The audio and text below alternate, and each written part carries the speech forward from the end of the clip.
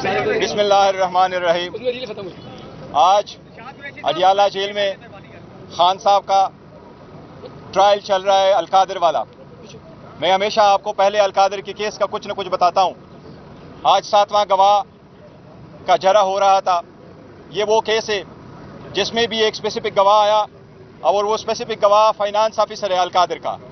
उसने कोर्ट में एडमिट कर लिया है कि इस केस में न सरकार का नुकसान हुआ है और न ही खान साहब ने कोई ज़ाती फ़ायदा इस केस में से लिया है।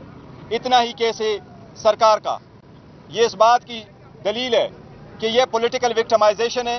खान साहब को जेल में रखने के लिए एक बहाना है, उनको प्रेशर डालने के लिए एक केस है जिसमें खान साहब और खान साहब की मिसेस के खिलाफ, बुशरा बीबी के खिलाफ एक बेबुनियाद केस बनाया गया है ताकि उन पे प्रेशर डाले और कंप्रोमाइज़ पे मजबूर करे। लेकिन अल्हम्दुलिल्लाह खान साहब का एक ही कहना है कि मेरा जीना मरना इस मुल्क में है।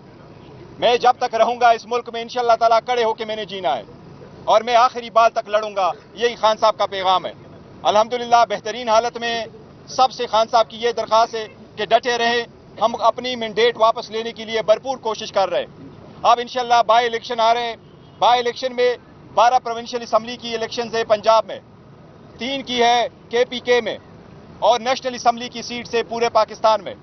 उन सब के लिए इंशाअल्लाह पाकिस्तान तहरीक इंसाफ जलसों का इनेकाद करेगी।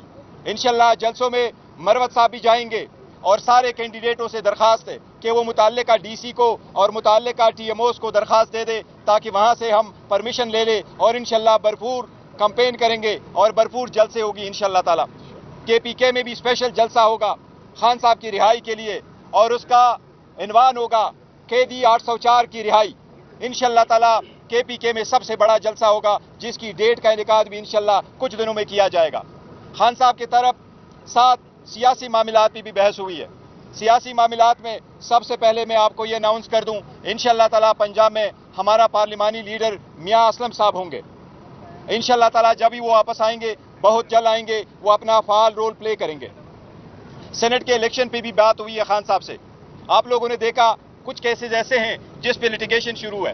वो लिटिगेशन के पेश नज़र हमें उसमें थोड़ा सा तरमीम करना पड़ रहा है कि जो कैंडिडेट अनाउंस हुए हैं उसके साथ एडिशनल हमने अनाउंस करने। पंजाब में जुल्फी बुखारी साहब का नाम अनाउंस हुआ है और जुल्फी बुखारी साहब कैंडिडेट होंगे, लेकिन अगर कोई उसकी अपील में फ़र्क पड़ता है तो फिर हमने अनाउंस किया है खान साहब ने हमारा कैंडिडेट होगा इंशाअल्लाह अल्लामा राजा नासिर साहब हमारे पंजाब से कैंडिडेट होंगे।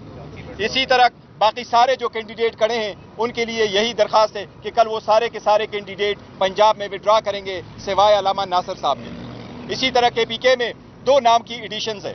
एक है फैजुर रहमान साहब जिसका पहले भी नाम अनाउंस हुआ था और दूसरी तरफ हमारे यूथ का प्रेसिडेंट है, बड़ा फाल रोल अदा किया है, डॉक्टर शफकत अयाज। ये दोनों हमारे कैंडिडेट होंगे जो लिटिगेशन के व्यू में ये भी कैंडिडेट होंगे। बाकी सबसे दरख्वास्त है कि वो कल अपने अपने केसेस जो नॉमिनेशन फॉर्म है वो विड्रॉ कर ले। इसके साथ जो टेक्नोक्रेट की सीट है उस पे हमारा कैंडिडेट है आजम स्वाति साहब और उनके नॉमिनेशन फॉर्म क्लियर भी हुए।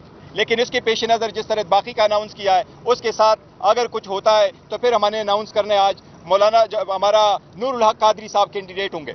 उसके अलावा बाकी सारे कैंडिडेट से दरख्वास्त है कि वो अपने नॉमिनेशन फॉर्म कल विड्रॉ करें कि वो विड्रॉवल की डेट है और ये कैंडिडेट इंशाअल्लाह ताला वहाँ अपने मुकाम पे खड़े होंगे और इंशाअल्लाह ताला कंटेस्ट करेंगे।